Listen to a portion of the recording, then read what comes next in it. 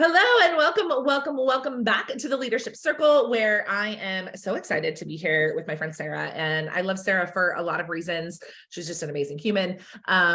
She is an incredible member of Be in the Room, but one of Sarah's gifts that I love is all about marrying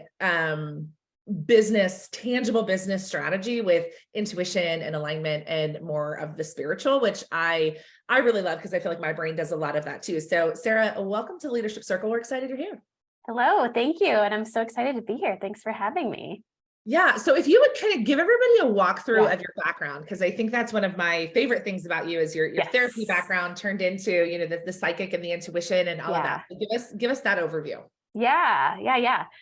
Because it all kind of connects, right? And so I started out pre-med. I was at Johns Hopkins for biomedical engineering, and then learned that I pass out at the sight of blood, which is so fun. So I was like, okay, how do I continue to fulfill this lifelong passion to help people live their best lives?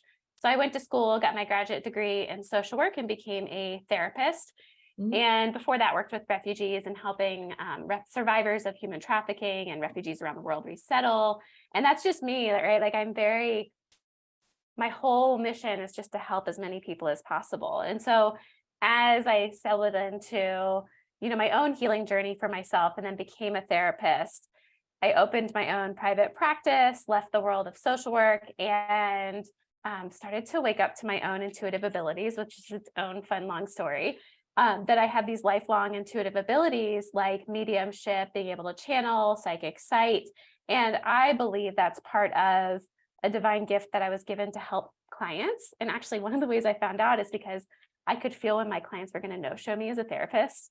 I could feel, it was like one of the very first things I remember. It was like, I could feel the difference between they're hiding from me, they forgot, or they're running late. And then just kind of through awareness and through training with other intuitives, built that out, kind of rolled into energy work and opened a healing center, learned some astrology along the way. So I really just gather, I'm a huge nerd, so I just gather whatever info is exciting to me at the time. And then gradually, as my business grew as a healer, I had a lot of other helpers and healers come to me saying, like, how do I do this? And gradually stepped into the world of business coaching, realized in 2018 that you can't do all of that without burning out. I really had to look at, okay, how do I want to show up in the world? How do I want to create the biggest impact? How do I take all of this and not compartmentalize it into one thing or the other? And really, worked on myself first, and then COVID hit. I moved to the online world,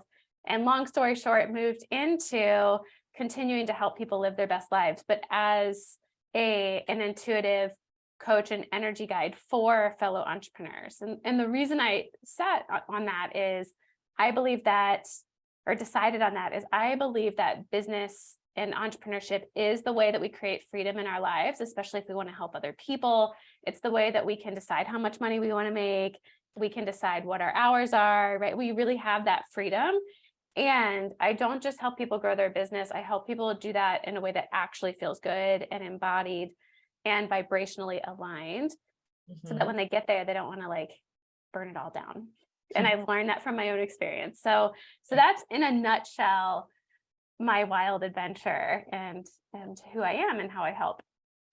I love that so much. So let's talk about that, because what I love about your story so much is the practical and the spiritual married, right? You obviously come from a medical background with therapy, with social work. Obviously you were going to go to medical school. So you're rooted in some level of practicality and science, right? And then in the same breath, you're like, but then there's this intuition and there's this channeling that's happening at the same time. Yeah. How do you reconcile those two things? Because to a lot of people, they're two different things, right? You're either science or you're woo, and you can't be both, but you're both. Exactly. I'm both.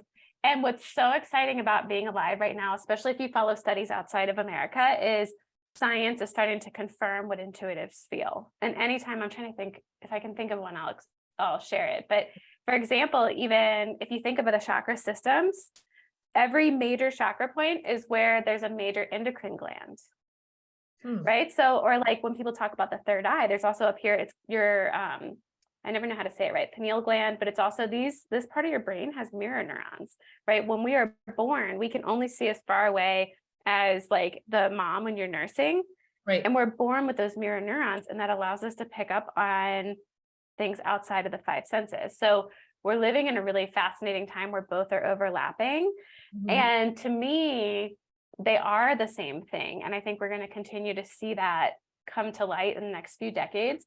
And honestly, I hid my intuitive stuff for a long time for many reasons, but partly because one of my complaints about a lot of the intuitive world is it can get so woo-woo and ungrounded that it doesn't seem tangible. Whereas to me, it's like, okay, vibrational alignment and intuition is about what kind of clothing are you wearing? Are you taking care of your mental health? What kind of food are you eating? And it's not to be a vibrational perfectionist, because that'll just drain you too.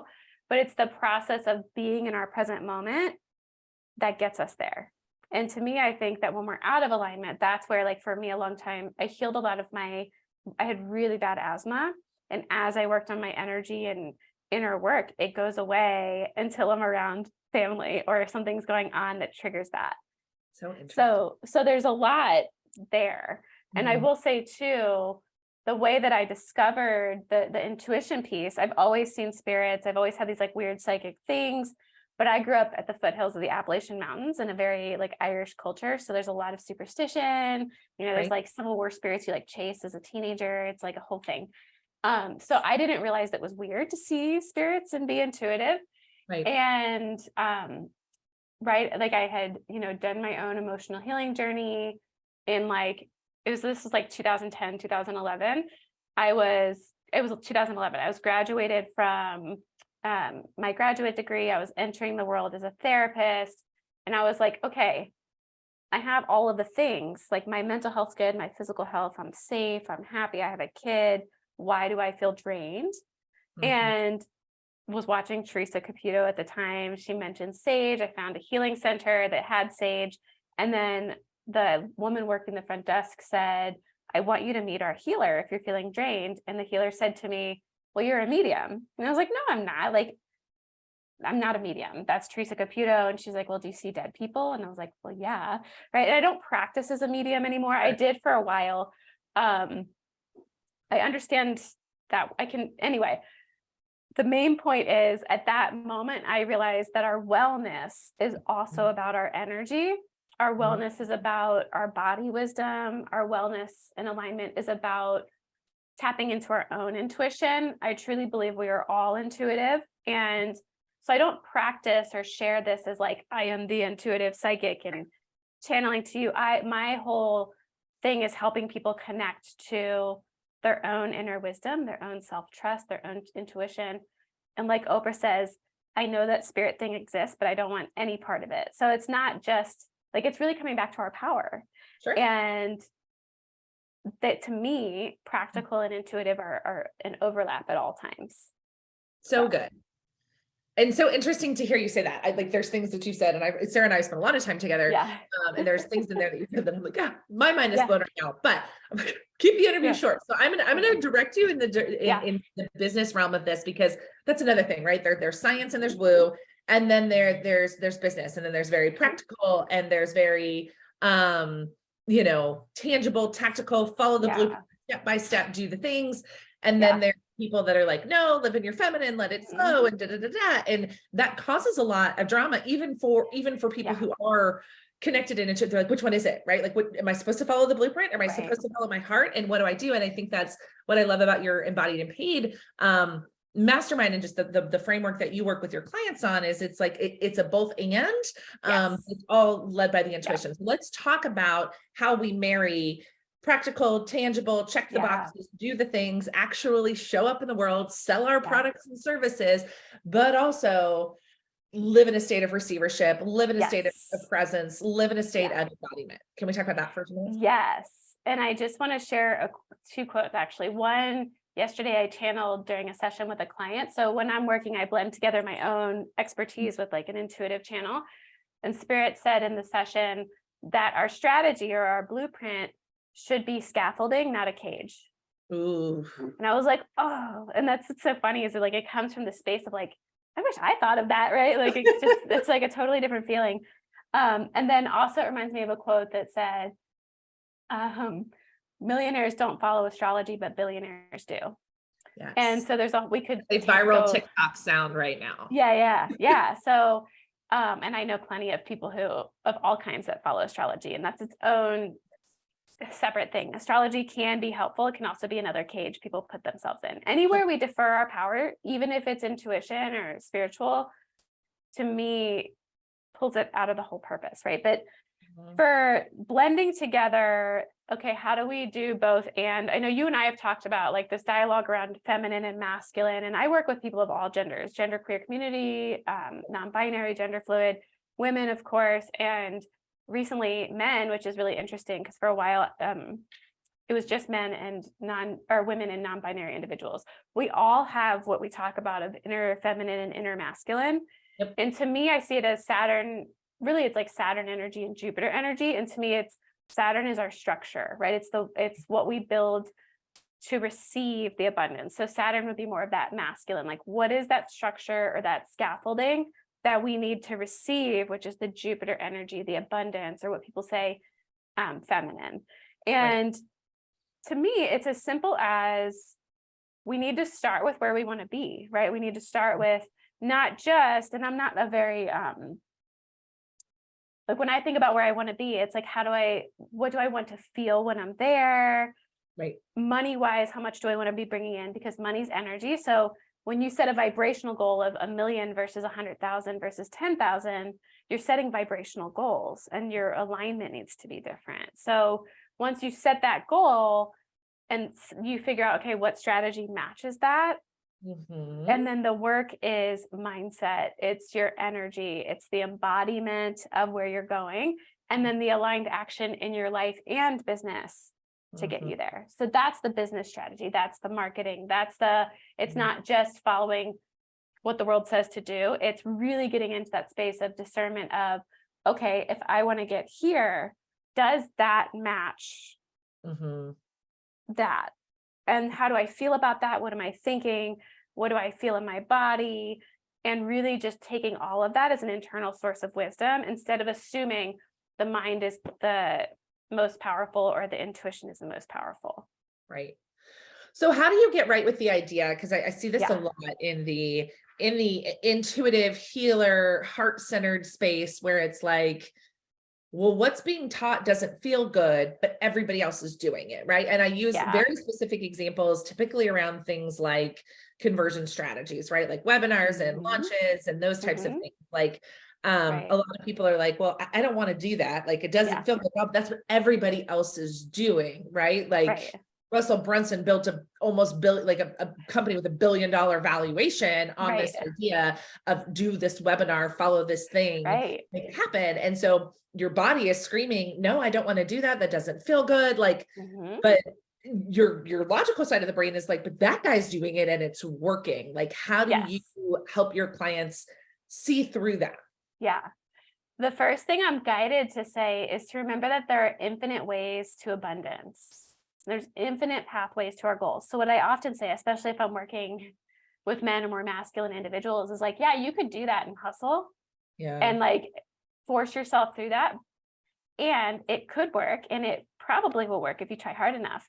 Will that feel like success to you? Right. And then it really is. So it's hard, right? Because it's like, okay, if that's what they're doing and it's successful, then what do I do instead? How do I replace that thought pattern?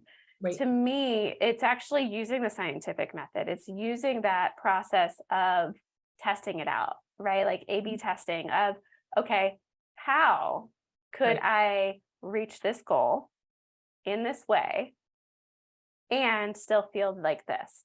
And that how question triggers your subconscious. If you're like, can I, the subconscious is going to go, yes, you can, no, you can't. There's that person that's doing it and there's that person that's not. When you get to how, it opens your brain in a different way. And it also allows you to tap into that energy. And when it comes to workshops or whatever else, and you have those feelings or thoughts that come up, I think it's really important to distinguish between your thoughts and your feelings and even your intuition. And you is what I call your soul self, or the therapy world would call it your wise self. To me, our wise self can look at all of these different sources of wisdom and get curious. So Mhm. like if I see something like today, I'm starting with a personal trainer and I don't do well with authority. It's just, I don't do It's well with so somebody telling me funny what to because you're do. married to a law enforcement officer. Yeah, it's God's joke, right? And like I was the kid in high school. I'm very like punk rock in my life. Like I was like, why? Like I totally like am an American, but I was like, why do we say the Pledge of Allegiance? I'm not doing that. You can't explain it to me. So that's just like my inner, and I think that I bring that into business too. Like I'm not just gonna do a workshop because you said so. And like my poor coaches over the years, like anyway, um, the resistance that I'm feeling to the trainer, right? I'm like, oh, and I'm like anxious. What I did was think about, okay, I come back to what aligns to where I'm trying to go? And Mhm. it's not just with business. Like I told my mom, I want to be that lady that's like 95 with pink and blue hair and like lifting the weights, walking outside. So like aligned action would be building muscle so that my musculoskeletal system Mhm. can survive. So I know that's the aligned action. It doesn't feel good. So Right. that's actually mindset. That's okay. When you hold the vision of where you want to be, and then a feeling comes up, sometimes it's our intuition saying, hey, that's not the right trainer, or that's not the right way. But Right. sometimes it's, oh, I'm afraid to look like an idiot, or I don't want to look weak. Like I like to be the best and I'm not strong, right? So when we hold that space for ourselves, that's what I teach my clients is to give ourselves that space instead of reacting, to really get curious. And that's the former therapist in me, right? Of really just looking at, okay, what is this and where is it coming from? How do you alchemize that to your power? Right. And just reminding people that we do have also this like gut feeling inside Yeah. too. So it's, yeah, I hope Um, that answers that question. it does. It does. Right. Because it's a both and, Mhm. right? Yeah. And it's also one of the things that I have learned is that in that example you used of force, right? Like, yes, of course you can Yes. do it that way and you can force it. Like Yeah. that never it's not going to work as well, right? So Right. again, use the example of like webinars and things like that, right? Hmm. There are industry best practices for like Right. conversion and all this other stuff. And what I noticed when I worked with a lot of people who live launch is they would come in dramatically underneath those Hmm. percentages, right? If it's like, oh, well, Hmm. you should convert X percentage of people who enroll, but you only converted Y, Right. oftentimes it's because they hated what they were doing. And energetically that Yes. shows up, right? Yes. So it's like, yes, you can force and yes, you can Yeah. make it happen and you can hustle your way through it, but you're actually performing at a, Yes. think of it as instead of performing at 100%, you're performing at 60% because you're losing 40% of the audience because they're reading your energy, whether they know it or not. And Right. they're reading your energy being like, this guy hates this. Why are they doing this? Right. Exactly. Um, Exactly. and I think we forget that because like I do a lot of outbound, right? Like, outbound sales has been my jam it Yes. started a bajillion years ago, right? When I was Yeah. selling radio advertising in Orlando, Hmm. Florida. And I know that it works because I don't hate doing it. But anybody who the idea of reaching out via DM or email or phone call to a Yeah. stranger like makes you want to cry, like it's not going to work for you, even though it is Exactly. a proven methodology over and over and over again across the world. Yes. There's bajillion-dollar companies that send cold emails for people because they work, right? But it Yes. has to be that alignment. And that's what I always think of when I think of alignment in Hmm. business. It's that, like you said, there's infinite ways to abundance. Right. All of the strategies work, but it has to work well for you. Yes. And it's a process, right? And it's a continual process. It's not like we get somewhere. I say it's like balancing a tray, like if you're a server and like Yeah. balancing a tray, you don't just hold it still. You have to micro balances or what keep Yeah. that tray up. And I had, yesterday, one of my clients that I consult for, their team had a like 9K day and they were in like a huge slump. And we actually took away like 80% of what they were doing and looked at their sales. And so a lot of the team was afraid to reach out to previous clients like, hey, it's the new year. How are you Right. doing? And like there was some mindset stuff there and they were afraid to react or act on that.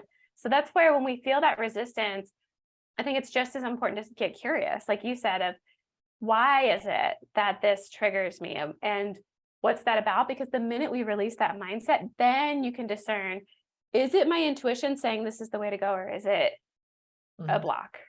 So quote unquote. All right. I have one more question I'm going to ask you Yes. before we wrap up, because there's a lot of people when we talk of alignment and feeling good, and everyone's like, well, I would love to just, sit at home on my couch Yes. and manifest money and manifest Yes. business. And when we use words like embodiment and alignment and intuition Yes. and aligned action, they're like, aligned action is taking a nap, right? And there's a lot of sarcasm in that, obviously. Yeah. How do you help people write that in their minds, that obviously action is part of the puzzle? But how do you, when somebody gives you that kind of, all right, well, aligned action means that I sleep till noon every day and only work for 2 hours a day. Am I going to be able to create my business that way? Exactly. So, and you and I have talked about that, because I even get sarcastic about, like, it's not just sometimes, right? Most of the time it's not just sitting at home, right? Although sometimes it is. I literally last week was like, I really want a king bed for free. And I had someone DM me, like in my husband's family, that was like, hey, we got a king bed. We don't love it. They won't let us return it, but we wanted a new one. It's a really great bed. Do you want it? And then last week too, I was like, I really want to sit with cacao. It's a shamanic practice. It's an herb. There's a whole ceremony. I would love to do that. And that day, a friend of mine was like, hey, I just got back from Tulum. I have some cacao from the shaman. Do you want to come hang out? We'll sit with, so like, you actually can sit and manifest in that way. And one thing I worked on a client with this last week, because she was like, well, I'm not one of those people. And I was like, really? Why? And we cleared that, and we did some energy work around it. And she messaged me yesterday that she manifested, I think it was a random $900 check in the mail for something she forgot about from like disaster that happened, and money came back, and it was like random, right? So those kinds of miracles can happen. That is not, to me, and maybe I'll change my mind as I grow. To me, that's not predictable though. That's not like a predictable way to manifest, but I just want you to know it's possible. Right. To me, it's about remembering that our energy is magnetic or not. Like, our people, exactly what you were saying, people feel people's energy whether we're aware of it or not. And it's called the emotional contagion effect. There's a scientific term for it in psychology world, and where it says that even if you're not looking at somebody, if they enter a room, their energy and emotions impact you. As a psychic, I can sometimes see the energy swirl out of someone's aura when they're really angry. Not always, but sometimes. And on the energy side, it's called telepathy. It's not like reading minds, but it's like we can all feel sometimes when someone's vibe's off. Right. And even if it's not all the time, we can all feel that sometimes. And that comes through in your energy. So to me, it's about, I always ask the question of, is that embodied? Is you sleeping until noon every day actually getting you to the goal? And the answer might be yes. Sure.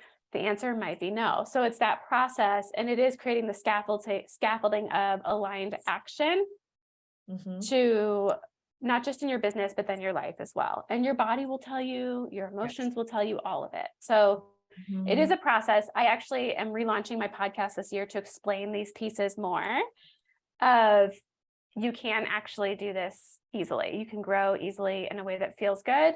And the more you really come back to your own wellness, the more your intuition naturally opens up. Because I do feel, just really, I know we want to keep this short. I feel intuitively that somebody's like, okay, so how do I tap into my intuition? Right.